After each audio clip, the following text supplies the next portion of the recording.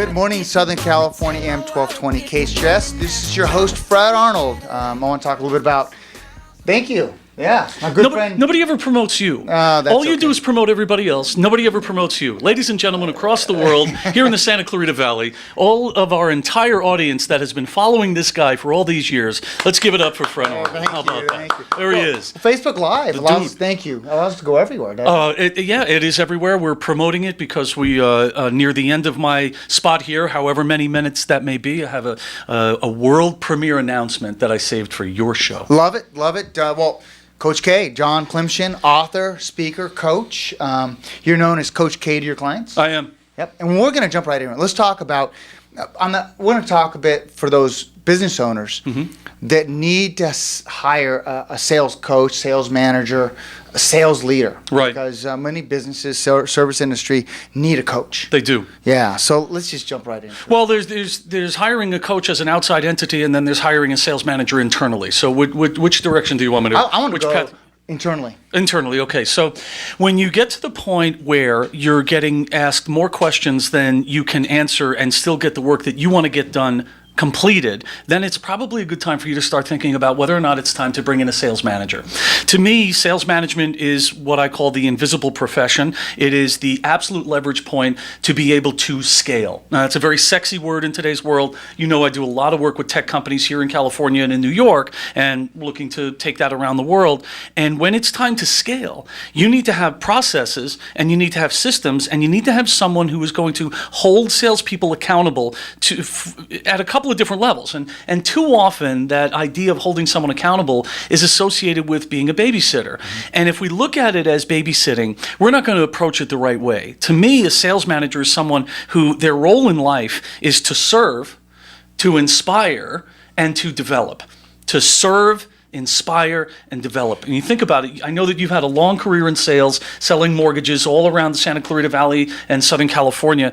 And when we can take someone who has reasonable talent and skill and the ability and the fire inside, and we can bring them to a new level of income and sense of future, we have impacted that person's life. And if we're doing that for money, we're being underpaid. This is, to me, sales management is a very high calling. And for any business owner that is looking to truly expand their business, and I'm not talking about 100 employees, if you only want to double in size from where you are now, you want someone in a role where they're going to be that servant, that person who inspires, and that person who develops. So let's break that down. Sure. Because what excites me about what you said, John, is that the first one, serving somebody else. Yes. You have to hire somebody that wants to serve those. If not, it becomes a different relationship. Serving somebody is not, it's not up here, down here. It's not a position. It's a way of being. It is. It comes from it. It is a posture, if you will. It is a mood of the heart, and it's the reason that people show up every day. You know, when we become impatient with salespeople, we're not looking at what their potential is. And what I ask people that are looking to hire a sales manager or want to be a sales manager is I ask them, what do you want for your people, and what do you want from them? Because those two prepositions are going to get a whole different list of answers. Huge difference, because Yes. What you want for them versus from them. For them is finding out what they're looking for in life and helping them accomplish that. Yes. From them is more of what do we need to get the job done, and they're totally two different come-froms. Yes, and since it's a different come from, that means that the questions are different. It means that how you approach expectations of that person, right? So there's for, from, now of.